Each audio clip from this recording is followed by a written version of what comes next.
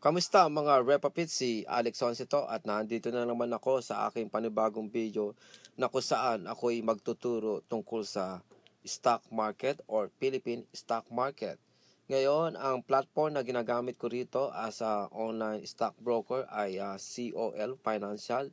Ngayon, sa video na to, ipaliliwanag ko kung sa paanong mas maganda at mas matanilong paraan kung paano tayo kikita ng pera ng mas malaki. Kapag tayo ba nag-i-invest ng mas malaking pera, ay mas malaki ang kita natin doon. Kapag tayo ba nag-i-invest lang ng maliit na pera, mas maliit ang kita natin doon. Sa pamamagitan ng video na to, pakikita ko sa inyo kung alin nga ba ang magandang paraan para tayo kumita. Kung kinakailangan ba natin ng malaking kapital or maliit na kapital. Pero bago ang lahat, excuse me sa akin tiyan dahil meron akong stomach flu. Umaano, ang kulit yung tiyan ko, istorbo to eh.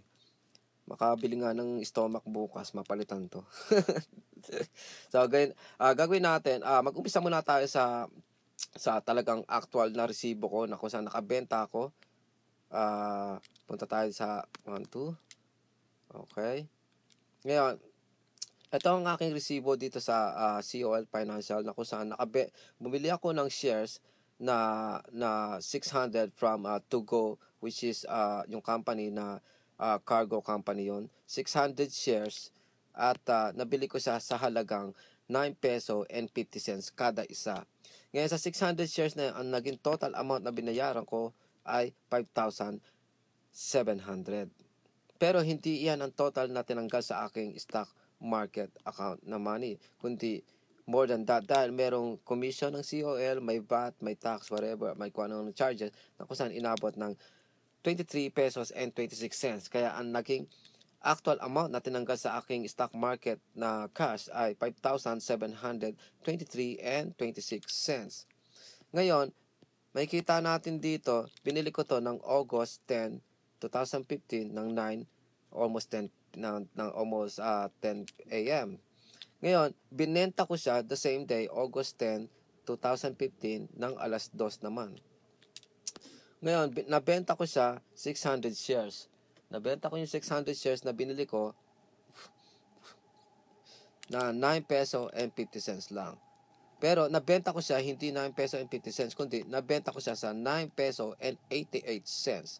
Kaya may kita ngayon natin, yung pagkakabili ko, yung 600 shares, 5,700 lang yun. Pero yung nasold ko, naging 5,928 pesos na. Diba? Pero hindi ito ang total na aking naging profits or hindi yan ang total na perang dumiretso sa aking stock market account, kundi kasi nagkaroon pa ng commission uli at whatever charges na inabot ng 52 pesos and 93 cents. Kaya ganito nangyari. Ang total na binayaran ko matapos kong bili yung 600 shares ay 5,723. Ang mismong capital ko kung tutusin diyan ay 5,700 lang. Pero may fee, kasama na dapat yung fee as capital. So that's whole capital is 5,723 and 26 cents. Pero yung na-sold ko nga siya after mga sales tax, mga gato ganyan, mga taxes, ang tuluyang perang pumasok sa aking parang bulsa ay 5,875 and 7 cents. Ngayon, kung ima-minus natin yung 5,875 minus 5,723, meron akong may sumobrang 152. Yung sumobra na yun, ibig sabihin, yun ang naging profits ko. Di ba? 600 shares ang nabili ko sa halagang 9 peso and 50 cents kada share. Tapos nasold ko yung 600 na kung saan 9 peso and 88 cents kada share. Ganun yun. Ang puhunan ko ay 5,723 at matapos kong mabenta lahat-lahat, yung bumalik sa akin na pera ay 5,875. I-minus natin yung mismong kapital ko sa mismong pinagbentahan ko. Meron akong kitang 152 pesos. Okay. Ngayon gagawin natin, paliliwanag ko sa inyo ngayon. Ayun, malaki-laki ang kita doon kung tutusin, saglit lang. Kahit ang liit lang nung nabenta ko, ang liit lang ng amount at ang liit lang nung shares na nabenta ko, kumita ako ng 152. Ngayon, pakikita ko naman sa inyo ay yung tungkol sa malakihang kada share at malakihang bilihan, parang ganoon. Ngayon, makikita natin dito, ang Jollibee Food Corporation, 189.80 cents. Ang average price niya ay 190.66.80. Pero ang totoong pagkakabili ko dito ay 188.40 cents lang. So kung makikita mo, ang market value 189.80 cents. Pero 188.40 cents lang, di panalo ako tutusin, di ba? Pero nawalabas dito ang average price ay 190.66.80 cents, parang ganoon.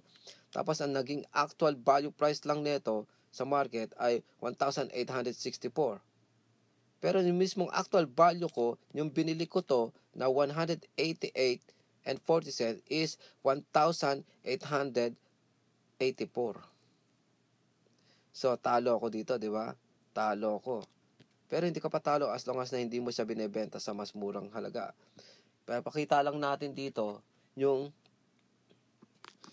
kung alin ba ang mas kumikita, yung maliit ang presyuhan or maliit ang investment mo o yung malaki ang investment mo.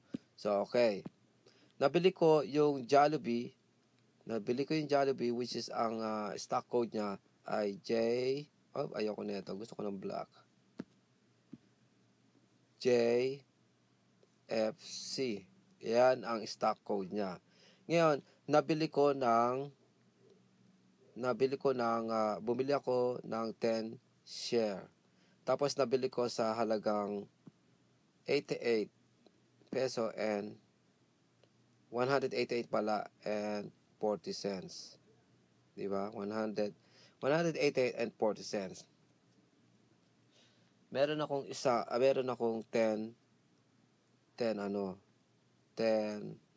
shares na nagkakahalaga ng 1,884 yung 10 shares. Ngayon, kung itatry kong ibenta to, halimbawa ang naging market value ngayon ay 189.50 cents. I-minus ngayon natin yung pagkakabili ko, yung actual pagkakabili ko, 188.40 cents. Tingnan natin. Meron akong kitang 1 peso and 10 cents. I-times ngayon natin yan sa 10 shares na hawak ko. Magkano kinita ko? 11 peso lang. Inisip mo kumita ka? Hindi. Hindi ka pa kumita. Alam niyo kung bakit? Ganito kasi yan. Ganito ang dahilan kung bakit hindi ka pa kumita. Kasi kapag ikaw ay nakabenta, may some kind of charges to. May some kind of charges. Asa na ba yung yan na to? May charges. Siyempre, kinakailangan ng commission ng COL. Tapos, magbabayad ka ng tax, magbabayad ka ng PSE, magbabayad ka ng whatever shit na makikita natin dito. Katulad nito, bumili ako ng Tugo na company na kung saan ay 1,000 shares ang binili ko. Ang kada isang share ay 9 peso and 50 cents. Ang total gross amount, which is actual price in cash, ay 9,500. Pero after mga charges, ang naging charges ay 28 peso and 3 cents. Ngayon, ang naging total amount na tinanggal sa aking stock market account ay 9,528 and 3 cents. So inisip natin kumita tayo kanina ng 11 peso. Hindi tayo kumita kasi tingnan nyo, 189.50 natin na benta. Pero ang puhunan natin dito kada isang share ay 188 and 40 cents. Di ba? Pag tinignan natin yung niyan, equals 1 peso and 10 cents ang kinita natin. Kada isang share. Kaso 10 shares lang ang hawak natin. Times natin 10 shares. Ang kinita natin ay 11 peso lang. Kung tayo ay na-charge sa pagkakabenta ng like around 45, di ba? 45. Negative pa tayo ng 34, di ba? Negative pa tayo ng 34. Iba yung pagkaka-charges, yung charges ng pagkakabili mo ng stock at iba rin yung charges ng pagkakabenta mo. So, hindi ka actual na kumita. Kikita ka lang dito kung marami kang stock na hawak from Jollibee. Kikita ka dito ng marami, ng malaki, o ng 100 o 1,000 kung marami ang binili mo. For example, ito, dapat, imbis na 100, imbis na 10 shares lang, gawin mo 1,000 pataas. Di ba? Ngayon, tignan ngayon natin, ha? Tignan natin. Okay? 188 and 40 cents natin nabili. Kada shares kunwari. Tapos bumili tayo kunwari ng 1,000 shares. Ang puhunan ngayon natin ay 1,000. Ang puhunan natin ngayon ay teka, mali, parang 1,088 times 1,000. Ang naging puhunan natin ay 188,400 pesos. Di ba? 188,400 pesos. Ngayon, halimbawa, nabenta natin kunwari ito ng 189.50. Times natin 1,000 na shares natin. 189,500 ang naging pagkakabenta. So, i-minus ngayon natin yung puhunan natin. Minus 188,400. Tingnan natin kung anong kalalabasan. Kumita tayo ng magkano? 1,100 lang. 1,100 lang ang kinita natin sa 1,000 shares. Isipin mo, putyo na yan. 188 and 40 cents. 40 cents. Kung 500 shares ang bibili natin, teka, 188 and 40 cents times 500 shares, 94,200 ang kailangan nating 94,200 ang magiging kapital. 'Di ba? 94,200. Ngayon, kunyari nabenta natin ng imbis na 188 and 40 cents, nabenta natin nga kunwari na lang 189 and 10 cents. Times ngayon natin sa 500 shares na binili natin, 189 and 10 cents. Times natin sa 500 shares na hawak natin, 94,500 ang naging actual selling price. Ngayon, minus natin yung puhunan. 94,200. Magkano kinita natin? 350 pesos lang sa puhunang 94,200.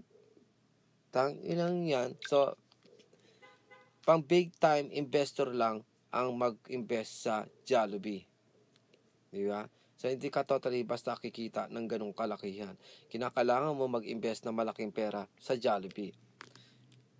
Versus mo naman dito yan sa pinakita ko kanina na kung saan 5,700 lang ang puhunan ko. Kumita ako ng 152. Ang total na naging puhunan ko kasama charges, 5,723. Bumalik sa akin pera, 5,875, na kung saan kung ima-minus natin yung 5,723 sa 5,875 na pagkakabenta ko nung aking stocks na 600 shares, lumalabas na kumita ako ng 152 pesos. Isipin nyo yon, ang puhunan ko lang 5,723. Kumita ko ng 152. Samantalang dito sa Jollibee, kinakailangan ko mamuhunan ng 1,000 share pataas, which is inaabot ng yung sa 500 sa 500 shares 90 magkano ba 'yon? 94,200 ang kailangan kong 94k ang kailangan kong maging puhunan para lang kumita ng magkano? Para lang kumita ng ganito. Ito, di ba? 350. Para lang kumita ng 350, isipin nyo, 188.40 natin nabili times 500 shares, kunyari hawak natin, 94,200. Ngayon, kahit mabenta natin ng